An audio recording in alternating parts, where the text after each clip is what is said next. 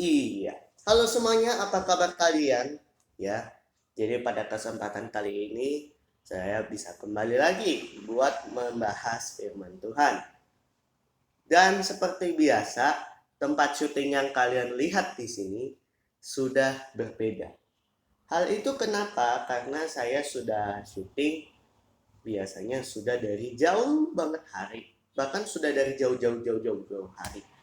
Jadi supaya bisa bikin backup nanti misalkan kalau saya tidak sempat bikin konten ya, jadi semaksimal mungkin saya harus tetap bikin konten biar apa, biar kalian tetap mendapatkan berkatnya. Dan sesuai rencana pembahasan, jadi kali ini saya akan membahas tentang Raja Salomo selama bulan ini ya. Oke, tapi sebelum kita mulai tentang Salomo, awal dia sudah menjadi raja, mari kita bahas latar belakangnya. Latar belakangnya ada di 2 Samuel ya. Kita baca bersama di 2 Samuel. Kalian bisa baca juga sebenarnya. Di 2 Samuel 12 ayat 24 sampai 25. Ya. Jadi di situ kalian sudah baca kalau Salomo adalah anak dari Raja Daud dan istrinya Batsheba. Di mana kalau kalian baca, kalau kalian sudah pernah mendengar ceritanya atau sudah baca Alkitab juga, bahwa cerita tentang Daud dan Batsheba cukup pahit karena Daud mengambil Batsheba yang merupakan istri orang. Itu ceritanya cukup bikin pahit sih. Ya. Dan dari hasil itu akhirnya ada masalah ini dan itu sampai akhirnya Salomo juga lahir di situ dengan kondisi sehat. Ya. Karena kan Daud sudah minta ampun. Begitu. Mari kita baca di 1 Raja-Raja 1. Ya. Gitu.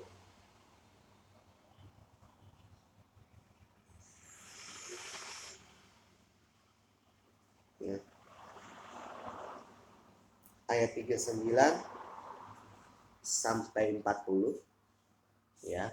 Jadi kalau yang baca dulu. Jadi kalau kalian baca, memang Imam Zadok membawa tabung tanduk berisi minyak dari dalam kemah dan Salomo diurapi menjadi raja. Semua rakyat berseru, hidup Raja Salomo, hidup Raja Salomo. Kenapa Raja Salomo bisa dipilih? Kalau kalian baca ayat sebelumnya di 1 Raja-Raja 28 1 Raja-Raja 1 ayat 28 sampai 37, Raja Daud sudah memerintahkan kepada beberapa pihak seperti Nabi Nathan, Imam Zadok, dan juga istrinya Batsheba, di mana raja yang harus menggantikan dia adalah Salomo. Begitu. Tetapi di situ ada juga Raja Adonia, di mana Raja Adonia itu sangat takut. Ya, kenapa dia takut? Ya, padahal awalnya dia pengen menjadi raja juga sebenarnya. Tapi karena nggak dipilih sama Daud, itu yang pertama. Kedua, apalagi Tuhan tidak memilihnya, maka jadi takut gitu. Sampai-sampai kalau kalian baca, Adonia memegang tanduk-tanduk mezbah. Begitu. Ya.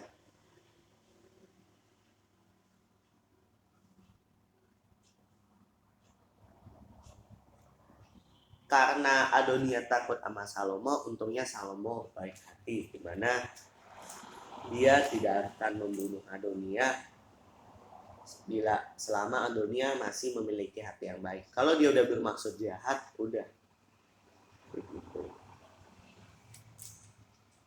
Ya.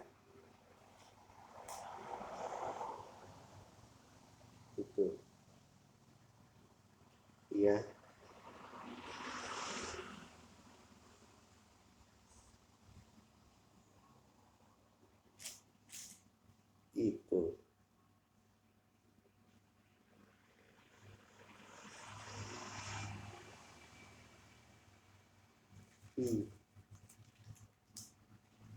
Bahkan kalau kalian baca seterusnya, ada beberapa upaya untuk melakukan kerjaannya. Seperti Simei pada akhirnya dibunuh juga. Ya, walaupun Daud udah memaafkan dia puluhan tahun yang lalu, akhirnya tetap pembalasan akan ada waktunya. Ya, maksudnya konsekuensi sudah akan ada sebenarnya sejak awal. Lalu juga dan beberapa case lain yang bisa kalian baca di 1 Raja-Raja 2. Tapi ada satu pelajaran bagus yang akan kita pelajari di 1 Raja-Raja 3 ayat pertama sampai ke-15. Dan Salomo menjadi menantu Firaun dan mengambil putri Firaun untuk dijadikan ke kota Daud. Ya, setelah istananya dan rumah selesai membangun istana dan rumah Tuhan juga. Nah, waktu itu raja pergi ke Gibeon untuk mempersembahkan korban. Lalu di Gibeon itu Tuhan menampakkan diri pada Salomo dalam mimpi. Jadi waktu dia tidur, Tuhan nampakin diri.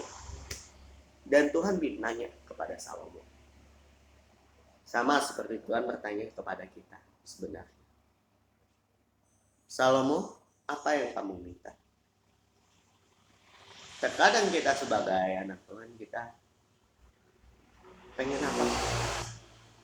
Tuhan, aku pengen ini. Tuhan, aku pengen itu. Tuhan, aku pengen ini. Tuhan, aku pengen itu.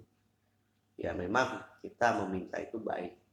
Tapi Salomo ini meminta jauh lebih dari apapun. Begitu. Ya. Jadi kalau kalian, mari kita baca di 1 Raja-Raja 3 ayat 9. Kalau kalian tahu, begini. Maka berikanlah pada hambamu ini hati yang faham menimbang perkara, untuk menghakimi umatmu dengan dapat membedakan antara yang baik dan yang jahat. Sebab siapakah yang sanggup menghakimi umatmu yang sangat besar? Ternyata Salomo meminta hikmat.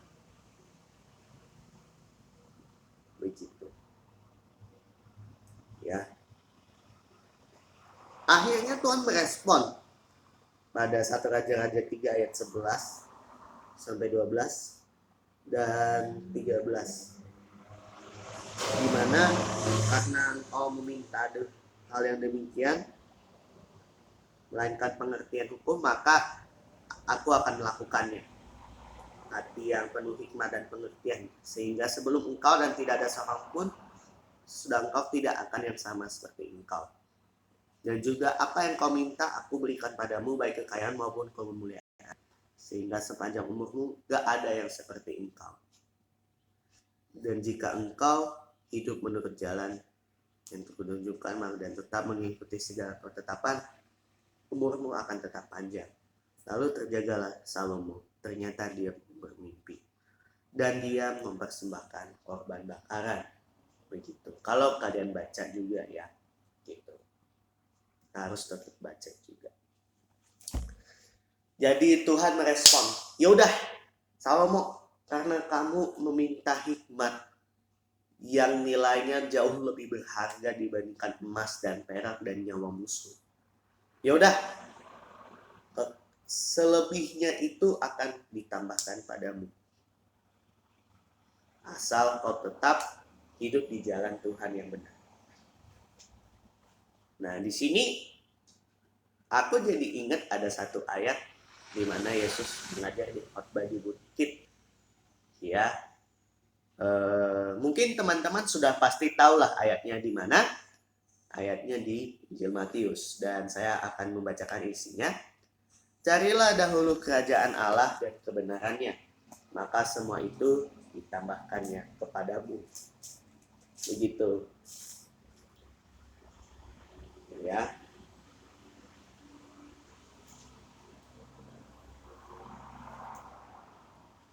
Ya.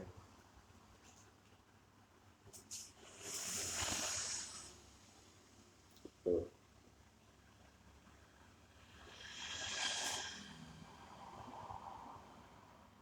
Ya. Itu teman-teman sudah tahu. Ya, di Matius 6 ayat 33 lah kira-kira. Jadi pelajaran apa sih yang bisa kita dapatkan di sini? Bahwa kita harus meminta hikmat pada Tuhan. Agar kita mampu mengatasi masalah-masalah yang sedang kita hadapi ini. Ya. Seperti Raja Salomo, ya. Supaya apa? Supaya Raja Salomo mampu mengatasinya dengan baik tanpa ada kendala lah. Ya, walaupun ada kendala, tetap bisa diselesaikan dengan hikmat. Sebab hikmat Tuhan itu kekuatannya luar biasa. Begitu. Jadi sekian dulu untuk firman hari ini. Pelajarannya sudah jelas adalah selalu berdoa dan meminta hikmat pada Tuhan. Ya, gitu. Baiklah, sekian, terima kasih. Sampai jumpa minggu depan.